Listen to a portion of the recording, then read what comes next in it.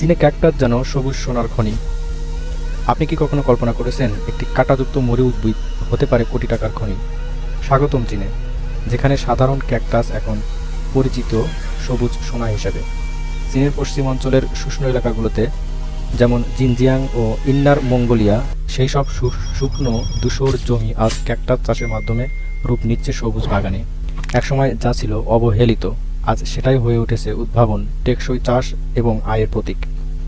কিন্তু এই বিপ্লব কিভাবে শুরু হলো? শুরুটা হয়েছিল মরুভূমিকে সবুজে রূপান্তরের স্বপ্ন থেকে। বিজ্ঞানী ও কৃষিবিদরা আবিষ্কার করলেন, ক্যাকটাস শুধুমাত্র কঠিন পরিবেশে টিকে থাকে না, বরং মাটিকে উর্বর করে তোলে, ক্ষয়রোধ করে এবং খুব সামান্য পানিতে বেড়ে ওঠে। কিন্তু আসল সোনা কোথায়? ক্যাকটাস শুধু পরিবেশের জন্য ভালো নয়, এটি এক প্রকার সুপার ফসল।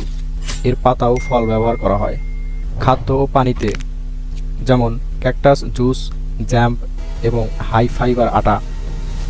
স্কিন কেয়ার ও কসমেটিক্স হিসাবে ক্যাকটাস তেল ত্বক টান টান রাখে এবং বয়সের ছাপ কমায়। ঔষধি, রক্তে চিনি নিয়ন্ত্রণ ও প্রদাহ কমাতে কার্যকর। পশুখাদ্যে সহজলভ্য ও সাশ্রয়ী পশুখাদ্য হিসেবে ব্যবহৃত হচ্ছে। গত 5 বছরে চীনা উদ্যোক্তা ও স্থানীয় কৃষকরা ব্যাপকভাবে ক্যাকটাস চাষ শুরু করেছেন। সরকারি সহায়তা ও আধুনিক প্রযুক্তি, যেমন এআই ভিত্তিক চাষ পদ্ধতি, ফসলের মান ও উৎপাদন অনেক বাড়িয়ে দিয়েছে। আজ অনেক খামার প্রতি বছর হাজার হাজার টন ক্যাকটাস প্রোডাক্ট উৎপাদন করেছে।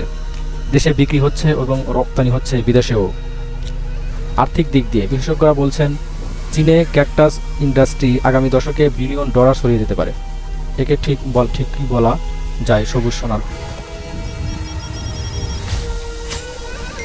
মরুভূমি কাঁটাযুক্ত মরু উদ্ভিদ আজ জীবন ও অর্থনীতির ভরসা।